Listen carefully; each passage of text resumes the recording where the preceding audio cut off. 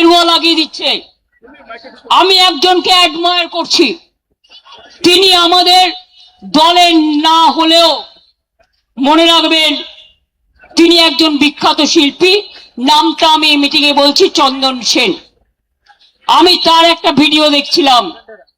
এরা academy of fine arts private ট্রাস্টের আন্ডারে, সেটাকেও দখল করে গেরুয়া করেছে, করতে নাকি গেছিল।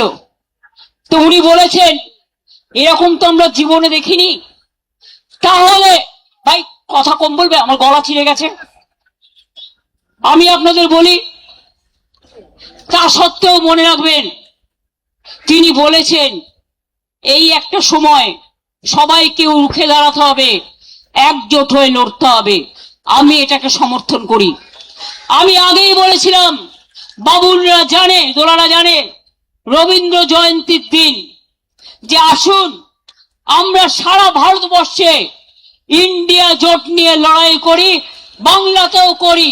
আমার কারো প্রতি কোনো ইগো নেই, আমার কারো প্রতি কোনো গ্রিভ্যান্সেস নেই। আর তা নাহলে মনে রাখবেন, আজকে যারা বিজেপির কথায় দলীয় অফিস খুলতে পারছেন, মিছিল মিটিং করছেন, আমাদের শেষ করার পরে ওদের কিন্তু আপনাদের শেষ করে দেবে। আমি চাই না গণতন্ত্র শেষ হোক, গণতন্ত্র লুণ্ঠিত হোক। এখনো যদি বিবেকের জাগ্রত চেতনা থাকে তাহলে মনে রাখবেন সবাইকে এক হয়ে লড়া দরকার।